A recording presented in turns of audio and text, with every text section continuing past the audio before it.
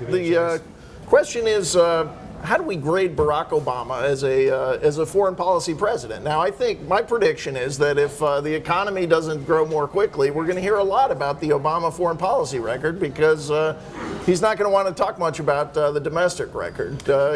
As you look at President Obama, what do you see here? Well, I think he would certainly give himself strong marks, and he's very much made this the theme, certainly of the last week, with the one-year anniversary of Bin Laden's death, the attack ads on Mitt Romney.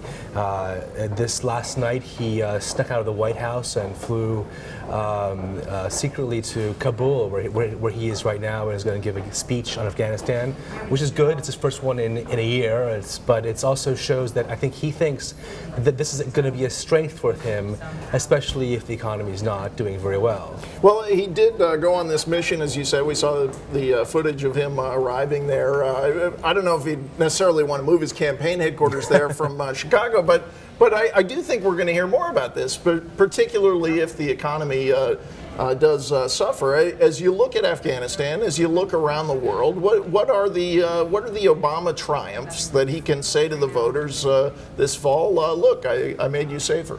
Well, I think it's actually a mixed record and not a wholly negative one. You know, in Afghanistan, he didn't know what to do, but he did order a surge of troops, which I think has, not turned around the situation in Afghanistan, but put us in a position where we may be able to leave Afghanistan more stable and put us sort of really tamp down on the insurgency there. There's a problem with Pakistan. That's not necessarily his fault. He has tried to engage the Pakistanis. In the Middle East, he can say that he toppled Muammar Gaddafi and Libya's better off.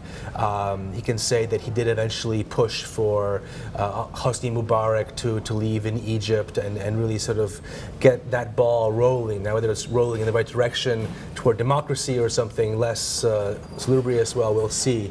But I think he will make the case that in a lot of the hot spots, they've responded relatively well. I think that's true. At the same time, there's a bit of an ad hockery to the Obama foreign policy. There's a lack of a sort of grander vision that you can point to, that this is really his vision coming in was that I'm not George Bush, I'm going to work with dictators, and that was overtaken by sort of big events the last few years. Well, okay, lack of a grand vision perhaps, but I think what he's going to be able to say is, look, I got rid of Bin Laden, and we haven't been attacked since then. I think those are things that the American people are going to justly give him some credit for.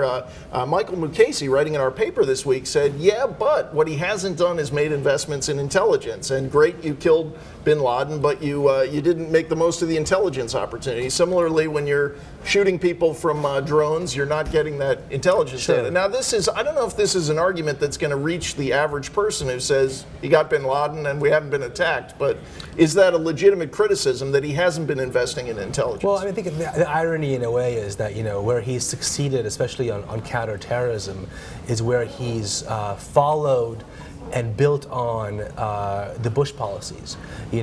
Bush started with the drones. President Obama has escalated the drone attacks in Pakistan. He promised to close Gitmo, but that's still open. He's now returning to military tribunals for the 9/11 plotters. But I think in the areas where there's a cost to the drone campaign, because I think there's a real unwillingness on the part of this administration to take terrorists prisoner. Because where do you put them? You don't want to put them in Guantanamo. So you have this sort of weird, which is not openly acknowledged very often, but a kind of disincentive to take them alive, right, because that creates political and legal problems for you back here. But Michael Mukasey is absolutely right that a live terrorist is better than a dead terrorist, because a live terrorist can tell you who his bosses are, where the next attack might come, who's in a cell. So I think there is a cost to the way they've handled at least counterterrorism. Okay, but as we said, probably generally foreign policy, he's got a fairly good story to tell, although this last week suggesting that Mitt Romney wouldn't have killed Bin Laden, probably a reach, I'm guessing, in terms of most voters believing that. Well, I think it may sort of backfire on him too, because it makes him seem smaller than he wants to be seen, and it, in a funny way, I think it actually makes Mitt Romney, who responded saying, "Well, look, obviously I would have ordered this. Even Jimmy Carter would have ordered a sort of Bin Laden killed." I think it makes Romney, if he plays this well, take a higher ground on this, saying, this is being commander-in-chief is a very serious and responsible job. And I think this is actually where you can fault Obama in a way, and that the people do fault him for this, that he's politicized foreign policy to an extent we really haven't seen before. That a lot of his decisions seem so much more driven by, his political needs, the coming election campaign. Even in Afghanistan, he supported the surge, he ordered the surge at the end of 2009, and then last June of 2011, he pulled the plug on his own surge, looking very much ahead to the campaign because he sees that the war is not popular in America, and his narrative is that I'm the president of peace. Therefore, he wants to be seen as someone who's pulling the troops out. We'll see if Americans go with that narrative. Matt, thanks for joining us. Thank you, James.